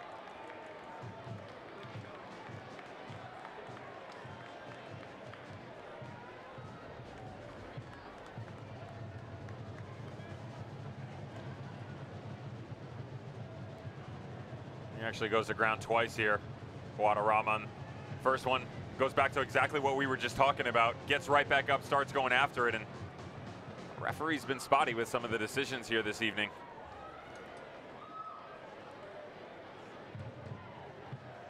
This is going to be a good look for San Antonio. We've seen Escalante hit ones like this in the past. They let him in a lot of dead ball situations at RGV. He's got that dangerous left foot lining this one up, trying to pick out that near post. Fans pay money to see this. Jose Escalante lines it up, crosses, cleared. He never went for goal. Shandel. Hunter.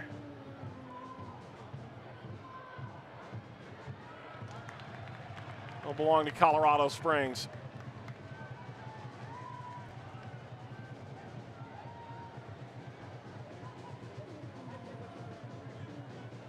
They've only lost by more than one goal once all year. It was away to Las Vegas. They've been close time and time again, trying to avoid a Groundhog's Day scenario. Lopez deals out of pressure. Hedrick, a second ball, enters the field of play.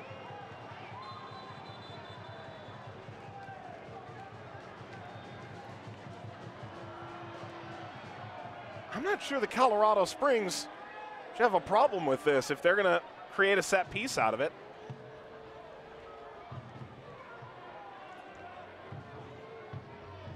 Steve Tritchu trying to figure out what's going on with Matt Franz and what his plans are for the future of this match. Well, there you go. Service over the top. Way by Hedrick at Jaquan.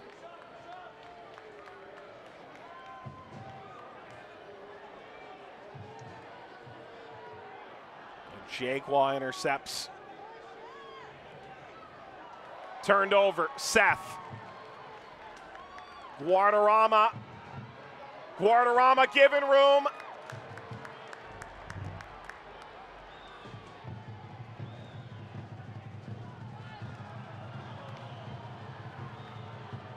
Throw coming for Colorado Springs.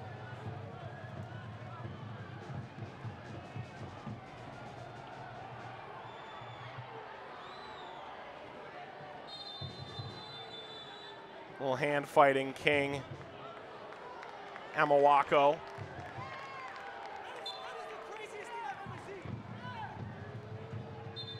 Darren Powell might be onto something. The craziest thing you've ever seen? Not quite. Not sure about that, but Couple of yellows handed out here.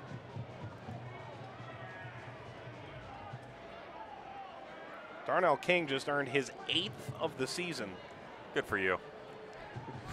Good stuff, Darnell. I got a couple buddies that played with him in college. I'm proud of him. Totally different player now. You're hearing he was a jokester, but now he's the guy who engages the front office, Mr. Congeniality. You know, Darren Powell saying, yeah, you got any stories for me? I said, you know, well, maybe we'll share them another time. Yeah. Service. Amawako, the first touch. Oh, there's more. Amawako. Up and out. And a chance for San Antonio to settle this down in the 86th minute.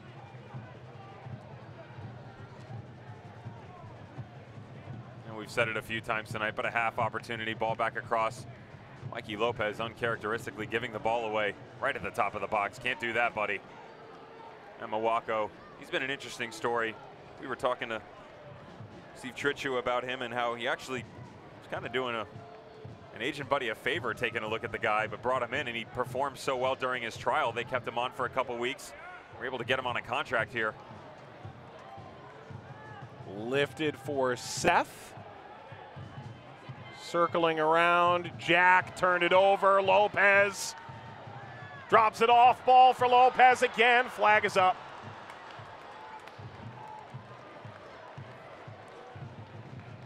San Antonio, Colorado Springs, our USL game of the week. We'll take next week off and come back to you on August 8th, 7:30 Eastern from the bandbox that is Al Lang Stadium. That's where you see all the craziest games. Charleston Battery, second in the East, taking on a Tampa Bay Rowdies side. They've changed managers. One of their former center back, Neil Collins. Still have Joe Cole in the gang, trying to turn it around. Amawako. Amawako's made his own space. Lopez intercepts.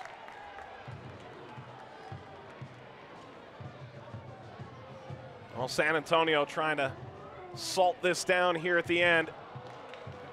Think about Darren Powell, a guy who's got such a great developmental history and chance to run this organization in San Antonio, really his first head coaching job at the senior level.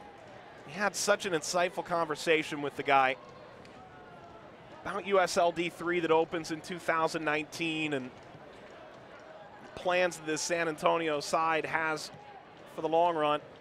Amawako has come off the bench and provided a real spark. Amawako playing between first and fifth gear.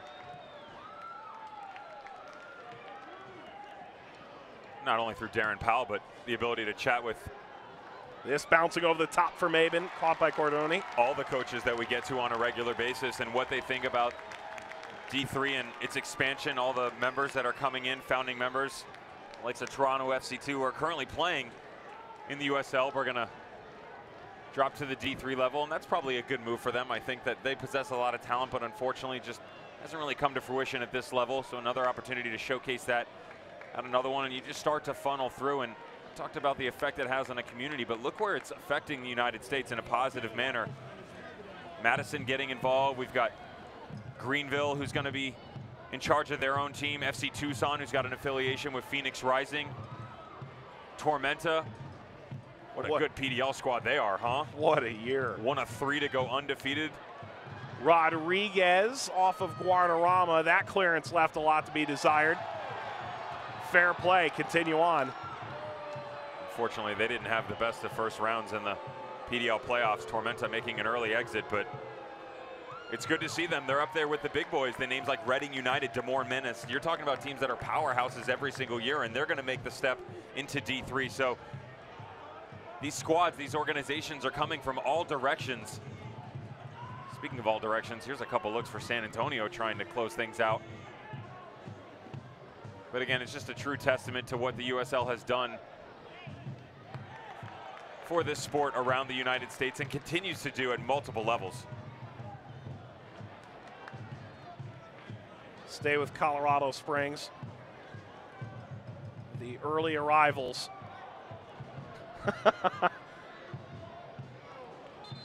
Jaqua. Love it. Where do you think you learned that? Love it. I'm just going to go do this myself. And here's the thing. Through everything we've talked about with San Antonio, Colorado Springs' inability to get down here and really challenge them, it's still only 1-0 with 4 minutes left. An equalizer on the road. Be sweet as can be for Colorado Springs. Suggs bounces across. Amawako has it knocked away. Vital moment. Now the counter's on. San Antonio at their very best. Guadarrama knocks it across. Cochran. Seth drives it in front, bounces around. He didn't need to play that. Should have kept the ball.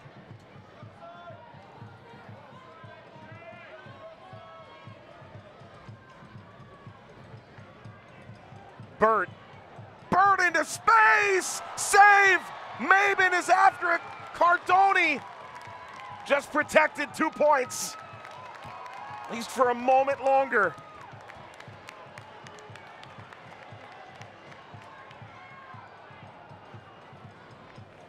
Well, Colorado Springs is going to take their late licks here. King steers it aside. This all comes about because San Antonio absolutely gifts it to Colorado Springs. They get down here. There's no reason to play this ball across the top of the box. You've got space down in the corner. Play the waiting game. Step on it. Instead, they go the other direction. Jordan Burt pulls the trigger. About 27 yards out, Cardoni making another solid save. And you said, able to hold up on those 2 points. They're going to escape with 3 right now, but there's some work left. They've got to be smarter when they're standing over the ball in situations like that. Schweitzer nods it away. King drives it out.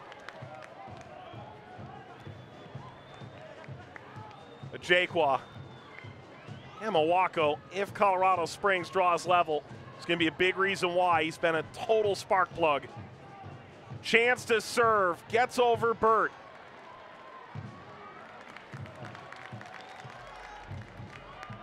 Guadarrama is off to the races. Seth flanking on his right. Guadarrama goes down. Seus is out of his 6-yard box. Guadarrama out in front. It all breaks down.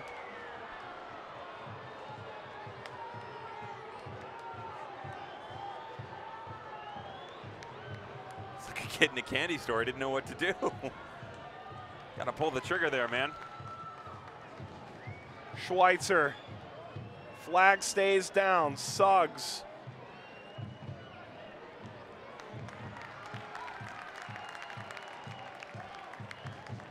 Colorado Springs will stay in San Antonio, make camp before they go away to RGV. Giant moment for them, for San Antonio, a chance to lock up that 6th win at home this year. Jaqua goes in strong.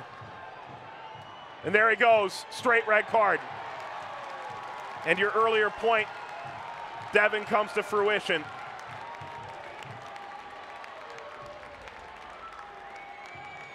For Colorado Springs, already dealing with injuries. That's a massive loss for the Switchbacks as they look forward to their next road fixture. It's pure frustration from AJ Jakwa. He's got to be smarter than this, though. Closing out, studs up, comes in very late. That is as dangerous as they come. You can break someone's ankle in a situation like that. That's the emotional override that I talked about. It can get the best of him at times. Unfortunately, he's going to make a very late exit here on that challenge against Darnell King, but like you said, Mike, there's no reason for that whatsoever.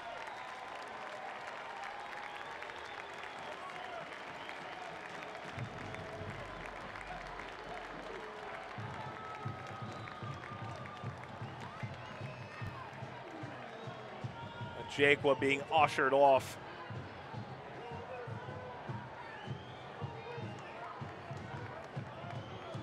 He was badly beaten and bruised in this game. In the end, it's hard as a player when you're challenged like that, especially in the first half. Like a rag doll, you alluded to that earlier, and then you come in the second half and just can't find any momentum.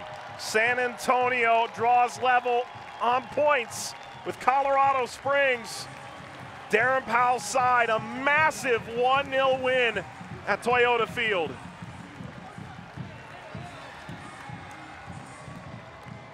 San Antonio to the edge of playoff contention. 4 games in hand and 1 massive goal. Kyle Murphy's first for San Antonio. We'll wrap it up when we come back in the USL Game of the Week.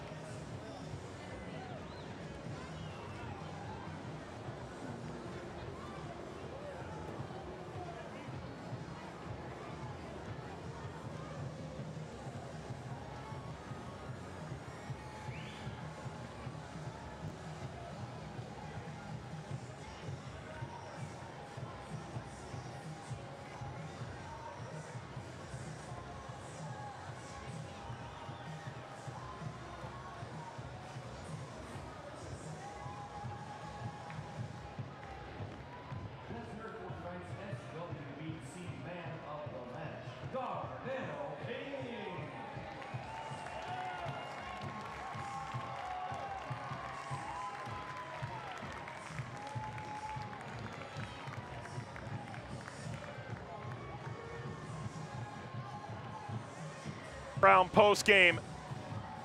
Massive following for San Antonio FC wherever they go. So it finishes 1-0 over Colorado Springs Switchbacks. Devin, massive performance. San Antonio needed it as we take a look at our full-time highlights. Neither team really overwhelming in their performance, but look, at the end of the day, the home squad able to pull some things out, pull some strings here and there, and really challenge the opposition. Early on, the opening 45, you saw him step up and half chances. We've used that word a couple times today, but that's really all they were. Escalante in a few one-on-one situations, pulling the trigger from 25, 30 yards out. Colorado Springs never really having an answer. They were controlling the tempo in the first part of the first half, but unfortunately, none of that energy carried over to the second. The home squad, however, came out like a firecracker. They started great combination play. It all started from Murphy. It ends with Murphy, and he's going to be the one who takes his team to victory to get 3 points tonight. 55th minute is first for San Antonio, the former leading scorer for RGVFC Toros. Down the stretch, Malcolm, big piece. This ends up being one of a couple major saves for Cardoni. Cardoni made 3 or 4 saves in the final 15 to 20 minutes that really secured the 3 points for the squad. Shane Malcolm, unfortunately, going to bow out about 5 minutes later, picking up a knock on the sideline. But I'll tell you what, it gave Colorado Springs an awesome opportunity to showcase one of their new talents, Emawako. We saw him a few times, but unfortunately just the combination, the chemistry, you can use the word camaraderie as well, and all the C's, it just wasn't there tonight. We've seen that disconnect between the back line and the boys up top, and unfortunately for Colorado Springs, we saw it multiple times tonight. Good chance coming down the stretch for San Antonio to ice it. Seth getting involved in the action. You saw Maxi Rodriguez pulling the trigger from about 20 yards out, but again, just not a lot of offensive prowess by either squad. A couple chances here and there, but again, visiting squad never really had a good chance. Jordan Bird tries to get his team back into the end, but again, Cardoni stepping up, getting the job done. Maben not quite in the right spot, and then this right at the end, a bit of retaliation. We've seen the emotional stuff from Ajekwa in the back, and you see it again here. He just steps in, studs up. It's reckless from him. Frustration by the visiting player, and good interchange between the two players. But I'll tell you what, it was a good performance from San Antonio. They deserve the win. Again, not an overwhelmingly amazing performance, but it's one of those gritty ones you can look back and say, look, we were able to get the job done, carry the momentum to next match. Well, Devin, the possession and the offside numbers really do describe the direct nature of the Switchbacks and the possession style of San Antonio on the night. For Colorado Springs, that number is absurd. It's ridiculous. It needs to be addressed almost immediately, because after 2 or 3 in the opening 10 minutes, you need to figure out what you want to do. They couldn't do it, and that was kind of how their night went. So San Antonio draws level with Colorado Springs on points. Massive 3 points, 28 now on the season, as San Antonio now on the edge of playoff position with games in hand. Physical from the start to halftime to the finish, as Kyle Murphy's massive goal seals the 3 points with Cardoni's excellent help. For Mike Friedman, Ava Ponte, our producer, Eddie Suarez, Jonathan All-Star Telliger, and Devin Kerr alongside Mike Watts saying thanks for watching. San Antonio a winner at home, par for the course. Good night. This copyrighted telecast of the United Soccer League may not be retransmitted, rebroadcast, or reproduced without the express written consent of the United Soccer League.